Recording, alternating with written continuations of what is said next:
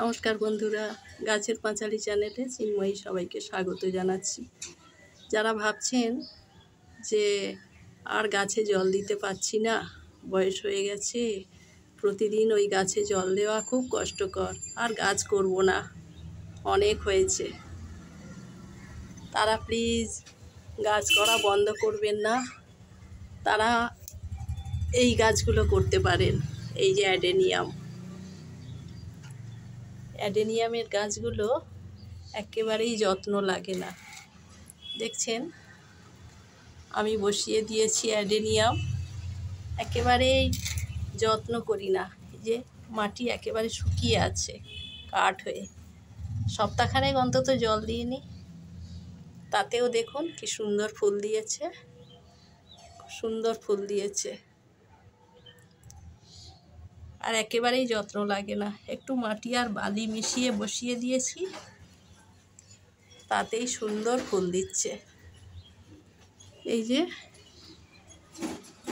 কি সুন্দর ফুল দিয়েছে, সারা বছর ধরে এরা ফুল দিয়ে যায়, একেবারেই বলতে গেলে বিনা যত্নে।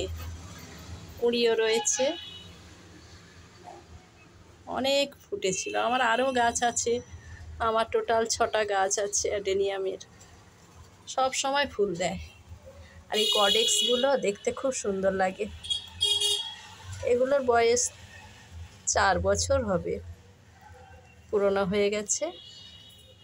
আর হ্যাঁ, আর একটা কথা বলি, এই যে সবার ঘরে, আমাদের সবার ঘরে তো এই মহাপ্রভুর ভোগের মালসা আসে। আমার ঘরে এবছর এইটা নতুন এসেছে, এটা এখনও ছিদ্র করা হয়নি। এগুলো প্লিজ ফেলে দেবেন না।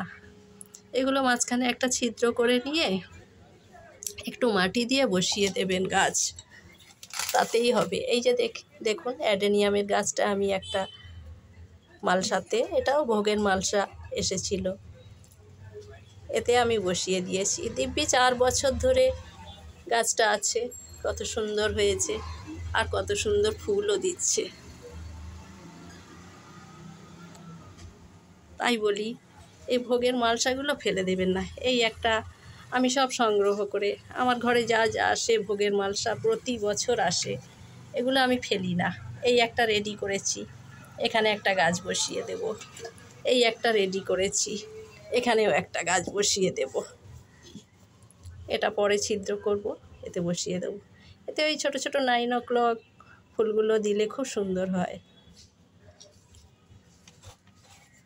ভাবছি এই যে কাটিংয়ের গাছগুলো সব আমি গ্রো ব্যাগে রেখেছিলাম কাটিং লাগিয়ে। এটা খুব সুন্দর একটা জবা গাছ, ফুলটা খুব সুন্দর। আমি একটা রিলেটিভের বাড়ি গিয়েছিলাম, সেখান থেকে সংগ্রহ করে এনেছি। দারুণ জবাটা, এই যে ছাতুর প্যাকেট কেটে কেটে, এই যে ভেতর দিকটা চকচক করছে, ছাতুর প্যাকেট, বাইরেটা। এইভাবে আমি গ্রো ব্যাগ তৈরি করে নিই, আর তাতে আমি কাটিংগুলো লাগিয়ে দিই। কাটিং তৈরি হয়ে গেছে, এবারে আমি এটাকে একটু বসিয়ে দেবো। তো এই মালসাগুলো, ভোগের মালসাগুলো কিন্তু খুব ভালো, ছোট ছোট গাছগুলো বসানোর পক্ষে বেশ ভালো। তো এটাতে আমি লাগিয়ে দিই। অনেক দিন ধরেই ভাবছি কাজটা করব, কিছুতেই আর হচ্ছে না। আজ নিয়ে বসেছি, বসিয়ে দিই।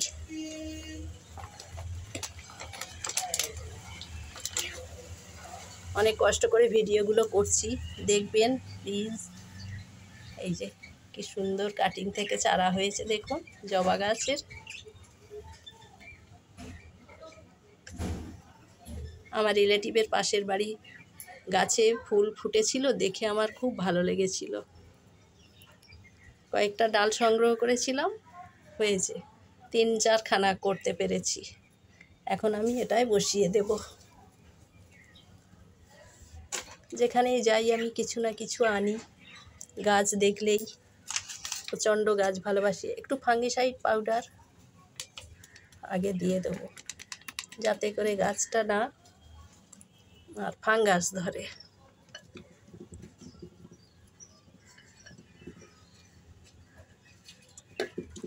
ফাঙ্গিসাইড পাউডার দিলে এটাই সুবিধে হয়, ফাঙ্গাস টাঙ্গাস লাগে না আর।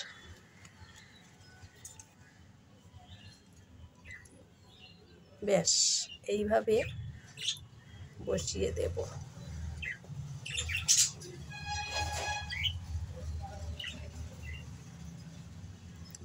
আসলে একা একা ভিডিও করি তো একটু অসুবিধে হয়। যাই হোক, আপনারা দেখবেন আমার চ্যানেল, অনেক কষ্টে ভিডিওগুলো করি, অনেক কষ্ট করেই করি, দেখবেন কেমন, তবে আমি উৎসাহ পাবো। আর গাছ লাগানো বন্ধ করবেন না, যত বাধা আসুক। আমার জীবনে অনেক বাধা এসেছে গাছ লাগানোর জন্য, কিন্তু কোনো বাধাকে আমি তোয়াক্কা করিনি, আমি গাছ লাগিয়েই যাচ্ছি। এই একটা ব্লিডিং হার্টের কাটিং থেকে কি সুন্দর চারা করেছি, এটাও ভাবছি বসিয়ে দেবো তুলে। একটু জল দিয়ে দিলাম। ব্যাস আমার জবা গাছ রেডি। এতে এখন 2-3 বছর তো অনায়াসে থাকবে গাছটা, 2-3 বছর থাকবে। তারপরে যখন একেবারে এই মালসাটা খারাপ হয়ে যাবে, গাছটা বড় হয়ে যাবে, তখন আবার টব কিনে তাতে শিফট করে দেব।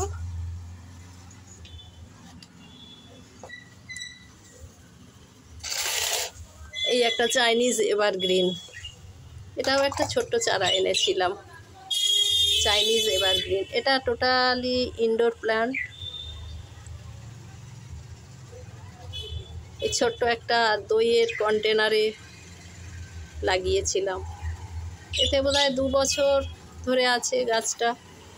ভাবছি এটা এবারে তুলে লাগিয়ে দিই, কারণ এর গোড়া থেকে আরও অনেক চারা তৈরি হবে। এতে থাকার দরুন চারা তৈরি হতে পারছে না।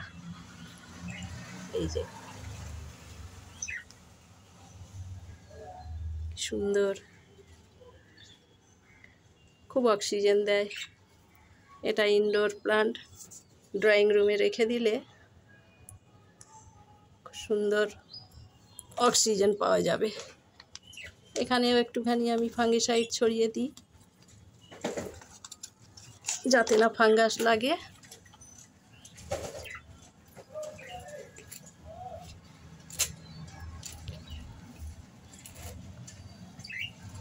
এগুলো গাছ বসানোর নিয়ম, একটু করে ফাঙ্গিসাইড পাউডার দিয়ে দিলে আর কোনো সমস্যা থাকে না।